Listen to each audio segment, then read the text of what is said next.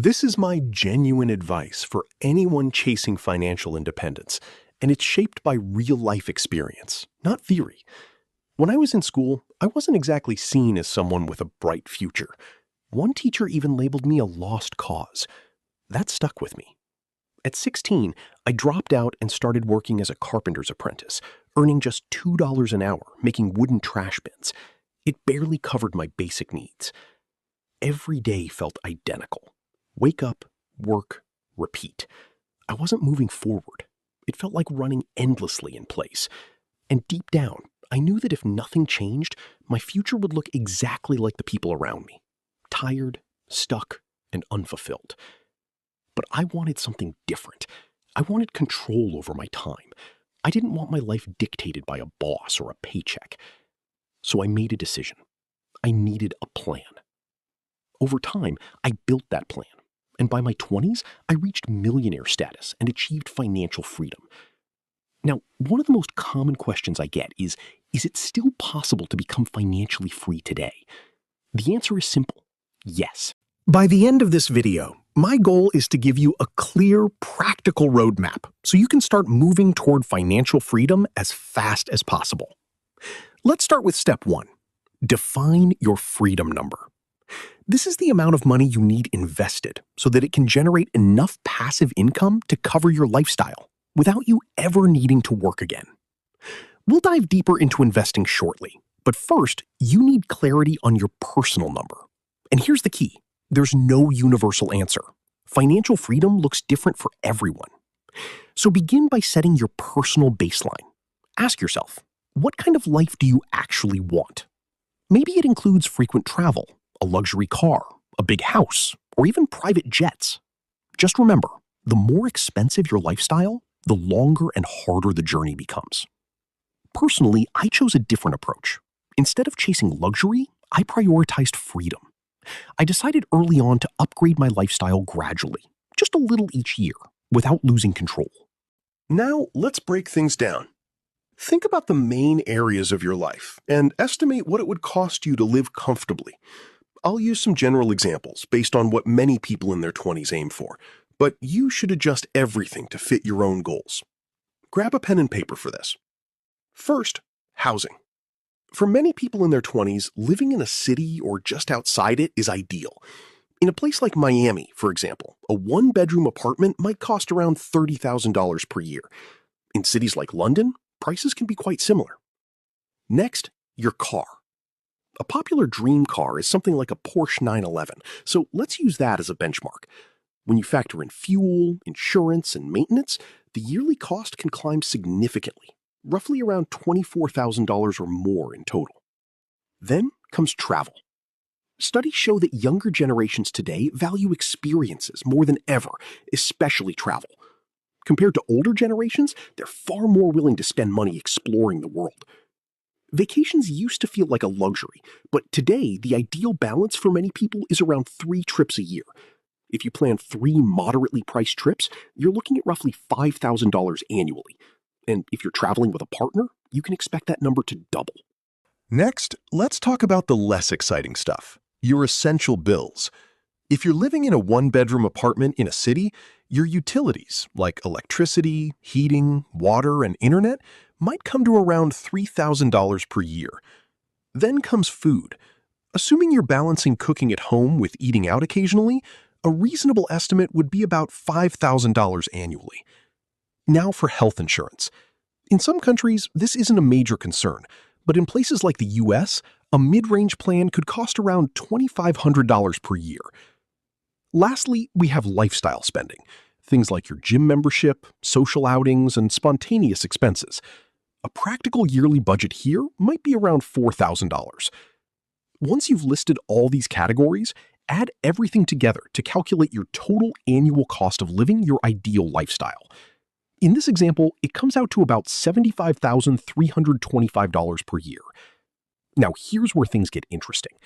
To calculate your full freedom number, take that yearly expense and multiply it by 25. This is based on a widely used principle, often called the Rule of 25.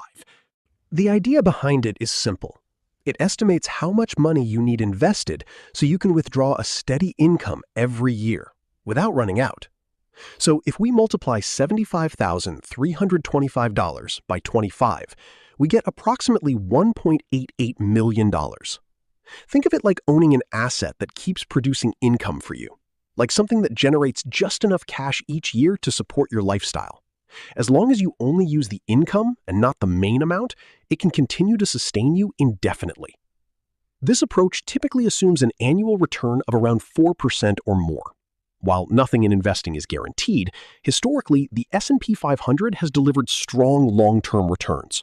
Over the past decade, average annual returns have often landed in the double digits, though long-term averages tend to be a bit lower. One of the simplest ways to invest in this index is through exchange-traded funds, ETFs, which allow you to own a small piece of hundreds of top companies all at once. Platforms like Trading 212 make this process accessible, even for beginners. You can start with small amounts, thanks to fractional investing, which means you don't need a large sum of money to begin. If you're new, a smart approach is something called dollar cost averaging. This simply means investing a fixed amount regularly, whether the market is up or down. Over time, this helps smooth out your buying price and reduces the risk of investing everything at a high point. Many apps even allow you to automate this process, so your investments happen consistently without you having to think about it. Now, moving on to step 2, optimize your lifestyle. At first, reaching your freedom number might feel overwhelming. I felt the same way when I started. But the truth is, there are ways to speed up the process. The first place to look is your spending. If you examine your expenses closely, you'll likely find money slipping away on things that don't actually add much value to your life. And don't worry, this isn't about cutting out everything you enjoy. I'm not going to tell you to stop buying coffee or start carrying homemade lunches everywhere. You've probably heard that advice 100 times already. Instead, let's focus on smarter ways to enjoy your lifestyle and save money at the same time. Let's start with something most people overlook: your car. Social media creates the illusion that everyone is driving luxury vehicles, but the reality is very different. A lot of those cars are financed, with people paying huge monthly installments just to maintain a certain image. In fact, the average monthly payment for a new car in recent years has climbed to over $700. That's close to $9,000 a year. And the truth is, many people are stretching their budgets just to keep up. Here's the smarter move: avoid the trap. Instead of buying brand new, think about what I call car hacking. The idea is simple. Buy a reliable used car that has already gone through most of its depreciation. Drive it for a few years, then sell it for nearly the same price you paid. This way, you avoid heavy monthly payments and stay completely debt-free. Next, let's talk about brand choices. A lot of people automatically reach for big-name products, assuming they're better. But in many cases, generic or store brand items offer nearly identical quality at a much lower price. For example, a popular branded cereal like Cocoa Pops might cost over $4, while a similar store brand version could be less than half that price, and often with more quantity. The difference might seem small at first, but it adds up quickly. Saving just a couple of dollars a day can turn into hundreds each year and thousands over time. That's the real secret: small, consistent savings that compound. Now, let's move to one of the biggest expenses in life: housing. This is where house hacking comes in. Instead of renting or buying a standard single-unit home, consider a property that gives you income potential, like a duplex or a place with extra rooms. You live in one part and rent out the rest. The rental income can cover a large portion, or even all, of your housing costs. In some cases, you're essentially living for free while your property builds value over time. Even if you're renting, there are creative ways to make this work. For example, some people rent a property and list it on platforms like Airbnb when they're not using it. I once came across a host who rented an apartment for a few thousand a month, but by listing it short-term, they only needed to fill a portion of the month to break even. The rest became profit. Of course, this approach requires planning, and you must always check your rental agreement before doing anything like this. Next up, tax strategy. It might sound complicated, but there are completely legal ways to reduce how much you pay. If you run a small business or even a side hustle, you can often deduct expenses like internet, workspace, or travel if they're genuinely used for business purposes. There are also tax-efficient accounts, depending on where you live. For example, in the UK, ISAs allow tax-free growth, while in the US, options like Roth IRAs serve a similar purpose. The goal isn't to avoid taxes, it's to understand the system so you're not paying more than necessary. Now, let's talk about negotiation, or what I like to call deal hacking. Whenever you're making a big purchase, like a car, never assume the first price is final. Sellers expect negotiation. Do your homework beforehand. Compare prices from different places so you have leverage. When you can confidently say, "I've seen a better offer elsewhere," it puts you in a much stronger position. One simple trick is to check what a car would sell for using services like CarMax. This gives you a realistic idea of its actual market value. Another smart move when buying a car is to check what platforms like Carvana would offer for that same vehicle. This gives you a rough idea of its real market value, helping you avoid overpaying. Timing also plays a role. If you visit dealerships toward the end of the month, when sales teams are trying to hit their targets, you'll often have more room to negotiate a better deal. These simple tactics have saved me thousands over the years, and they apply to more than just cars. The key takeaway? Don't accept the first price. Almost everything is negotiable if you approach it the right way. Step 3. Use credit the right way. A lot of young people are taught to stay away from credit cards completely, as if they're inherently dangerous. But that's only true if they're misused. When handled properly, a credit card can actually be one of the most powerful tools for building your financial profile. Your credit score is essentially your reputation with lenders.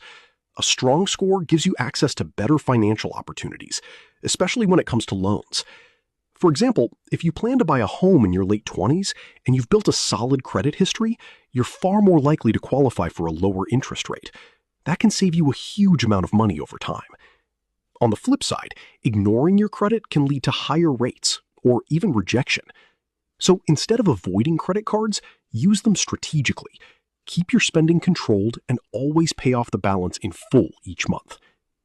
Step 4. Build multiple income streams. If financial freedom is your goal, relying on just one income source is risky. Think of your income like a chair with a single leg, unstable. If that one source disappears, everything collapses. Today's job market isn't as secure as it used to be. Most people will switch careers multiple times throughout their lives. Now imagine adding more legs to that chair: side hustles, investments, or small businesses.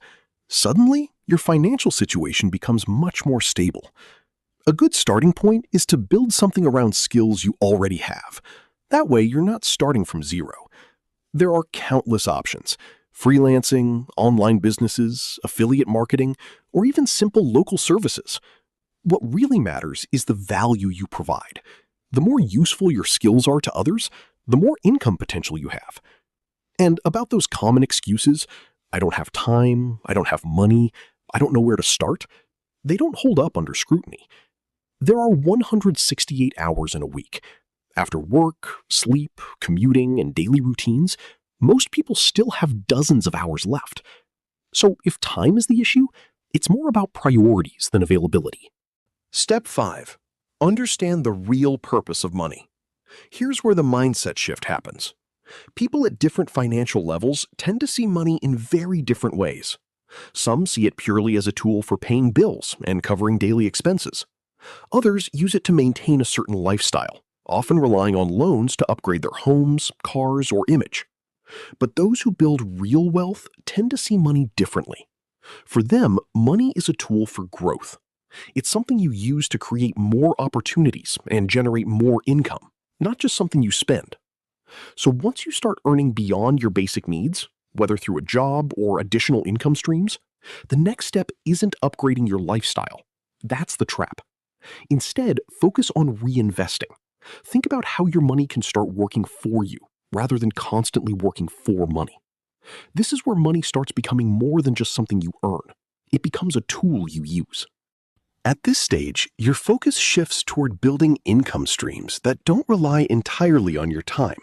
In other words, creating systems where your money can grow in the background. That's one of the main reasons wealthy people continue to build wealth. They're not only earning money, they're putting it to work.